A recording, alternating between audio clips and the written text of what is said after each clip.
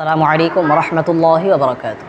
সম্মানিত দর্শকবৃন্দ, আপনারা যারা আমাদের এই ভিডিওটা দেশ এবং দেশের বাইরে থেকে দেখতেছেন, সবাইকে আন্তরিক শুভেচ্ছা এবং অভিনন্দন। সম্মানিত দর্শকবৃন্দ, আজকে আপনাদের সাথে আলোচনা করব বিস্তারিত যে আমাদের সামনে যেহেতু ঈদুল ফিতরের দিন আছে, ঈদুল ফিতরের নামাজ আছে, তো এই বিষয়টাই নিয়েই আপনাদের সাথে বিস্তারিত আলোচনা করব এবং আমরা কিভাবে নামাজটা পড়ব এটাও আপনাদেরকে প্র্যাকটিক্যাল দেখাই দিব। যেহেতু আমাদের এই নামাজটা এক বছর পরে পরে আসে আমাদের মাঝে, অনেকেরই আমাদের এই নামাজটা ভুল হয়ে যায় বা কিভাবে পড়ব এটা আমরা অনেক ভুল করে ফেলি।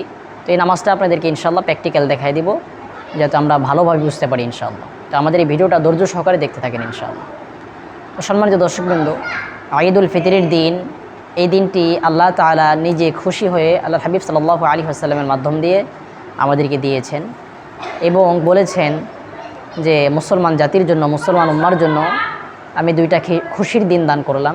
তার ভিতরে একটি হচ্ছে ঈদুল ফিতরের দিন, অপরটি হচ্ছে ঈদুল আজহার দিন। তো আমাদের সামনে ঈদুল ফিতরের নামাজ আছে।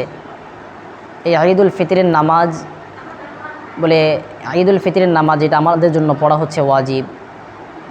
তো এই মাঠের নামাজ যে আমরা যাব, যখন মাঠের নামাজে যাওয়ার পূর্বে কিছু সুন্নাত আছে, যেই সুন্নাতগুলো আমাদেরকে আদায় করা জরুরি।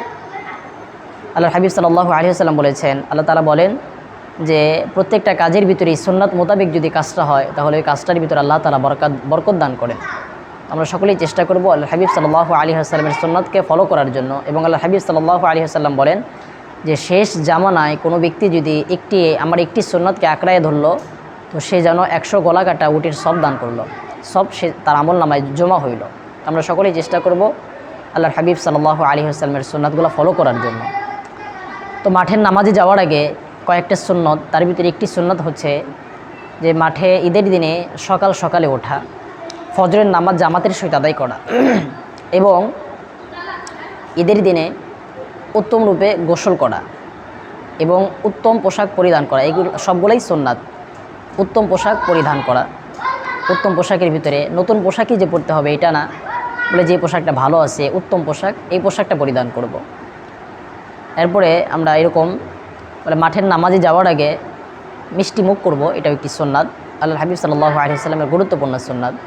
সকলেই ঈদুল ফিতরের নামাজ, অর্থাৎ ঈদুল ফিতরের যে আছে, এই ঈদুল ফিতরের নামাজ, এই নামাজটা আমরা যাওয়ার আগে মিষ্টি মুখ করব, এটা সুন্নাত।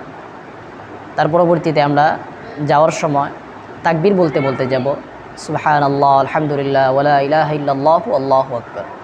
এই তাকবীরগুলা আমরা পড়তে পড়তে মাঠের দিকে যাব এবং এক রাস্তা দিয়ে যাব, অপর রাস্তা দিয়ে আসব, অর্থাৎ যেই রাস্তা দিয়ে মাঠে যাব অপর রাস্তা দিয়ে বাসায় আসব। এটাও কি আল্লাহ হাবিব সাল্লাল্লাহু আলাইহি ওয়াসাল্লামের সুন্নাত। মাঠে যাওয়ার পরে ইমাম সাহেবের বরাবর বসব এবং খুতবা মনোযোগ সহকারে শ্রবণ করব। আমরা অনেকেই আছি যে নামাজটা পড়েই বাস চলে যাই, খুতবাটা শুনি না, দোয়াও করি না। অথচ আল্লাহর হাবিব সাল্লাল্লাহু আলাইহি ওয়াসাল্লাম বলেছেন যে খুতবা শোনা ওয়াজিব এবং এই দিন আল্লাহ তাআলা বান্দার দোয়াকে কবুল করেন। সেজন্য আমরা সকলেই দোয়া করব এবং সদকা করব। সদকা করাও ওয়াজিব। সদকা করাও যাদের যেই পরিমাণ স্বার্থ আছে, ওরা স্বার্থ অনুযায়ী আমরা এরকম সদকা করব। সদকা করা হাবিব সাল্লাল্লাহু আলাইহি ওয়াসাল্লামের গুরুত্বপূর্ণ একটি সুন্নাত। এই জিনিসগুলো আমরা ইনশাআল্লাহ লক্ষ্য রাখব। আর আমরা মাঠের নামাজে যাওয়ার পরে যখন ইমাম সাহেব যখন খুতবা দেবে তখন মনোযোগ সহকারে খুতবাটা শ্রবণ করব। এই খুতবার সময় আমরা কোনো কথা বা এদিক সেদিক খেয়াল এগুলো করব না ইনশাআল্লাহ। তো নামাজের নিয়ত ঠিক আছে, এখন আমরা নামাজের নিয়তটা কীভাবে করব? তো নামাজের নিয়তটা আমরা এইভাবে করব। তো আমরা নামাজের নিয়তটা এভাবে করব, আল্লাহ রাব্বুল আলামিন 6 তাকবীরের সহিত ঈদুল ফিতরের 2 রাকাত ওয়াজিব নামাজের নিয়ত করিতেছি ইমামের পিছনে আল্লাহু আকবার। আল্লাহ রাব্বুল আলামিন 6 তাকবীরের সহিত ঈদুল ফিতরের 2 রাকাত ওয়াজিব নামাজের নিয়ত করিতেছি ইমামের পিছনে আল্লাহু আকবার। তো চলুন আপনাদেরকে প্র্যাকটিক্যাল নামাজটা দেখাই দিই ইনশাআল্লাহ। তো আমরা নামাজের পূর্বে নিয়তটা মনে মনে করে নেব এইভাবে, আল্লাহ রাব্বুল আলামিন 6 তাকবীরের সহিত ঈদুল ফিতরের 2 রাকাত ওয়াজিব নামাজের নিয়ত করিতেছি এই ইমামের পিছনে আল্লাহু আকবার। আল্লাহু আকবার, আল্লাহু আকবার, আল্লাহু আকবার, আল্লাহু আকবার। سبحانك اللهم بحمدك وتبارك اسمك وتعالى جدك ولا إله غيرك أعوذ بالله من الشيطان الرجيم بسم الله الرحمن الرحيم الحمد لله رب العالمين الرحمن الرحيم مالك يوم الدين إياك نعبد وإياك نستعين اهدنا الصراط المستقيم صراط الذين أنعمت عليهم غير المغضوب عليهم ولا الضالين آمين بسم الله الرحمن الرحيم والعصر إن الإنسان لفي خسر إلا الذين آمنوا وعملوا الصالحات وتواصوا بالحق وتواصوا بالصبر الله أكبر سبحان ربي العظيم سبحان ربي العظيم سبحان ربي العظيم سمع الله لمن حمده ربنا لك الحمد الله أكبر سبحان ربي الأعلى سبحان ربي الأعلى سبحان ربي الأعلى الله أكبر الله أكبر سبحان ربي الأعلى سبحان ربي الأعلى سبحان ربي الأعلى الله أكبر بسم الله الرحمن الرحيم الحمد لله رب العالمين الرحمن الرحيم مالك يوم الدين إياك نعبد وإياك نستعين اهدنا الصراط المستقيم صراط الذين أنعمت عليهم غير المغضوب عليهم ولا الضالين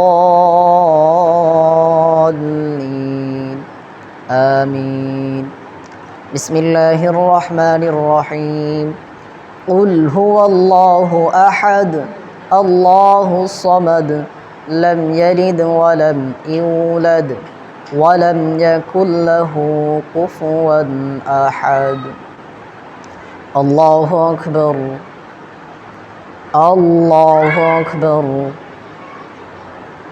الله أكبر الله أكبر سبحان ربي العظيم سبحان ربي العظيم سبحان ربي العظيم سمع الله لمن حمده ربنا لك الحمد الله أكبر سبحان ربي الأعلى سبحان ربي الأعلى سبحان ربي الأعلى الله أكبر الله أكبر سبحان ربي الأعلى سبحان ربي الأعلى سبحان ربي الأعلى الله أكبر التحيات لله والصلوات والطيبات والسلام عليك أيها النبي ورحمة الله وبركاته السلام علينا وعلى عباد الله الصالحين أشهد أن لا إله إلا الله وأشهد أن محمدا عبده ورسوله اللهم صل على محمد وعلى آل محمد كما صليت على إبراهيم وعلى آل إبراهيم إنك حميد مجيد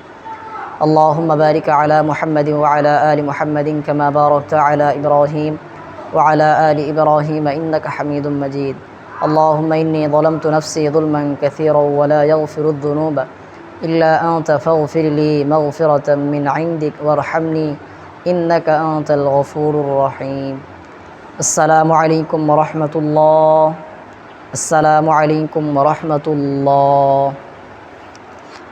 সম্মানিত দর্শকবৃন্দ, এইভাবে ইনশাআল্লাহ আমরা ইমাম সাহেবের পিছনে এইভাবেই নামাজটা আদায় করব এবং অতিরিক্ত যেই 6টা তাকবীর দেওয়া হলো এই তাকবীরগুলো ইমাম সাহেবের সাথে সাথে এইভাবে আমরা দিব এবং মনে মনে তাকবীরগুলো আমরা আদায় করব আল্লাহু আকবার এগুলো মনে মনে পড়ব, এটা পড়া ওয়াজিব।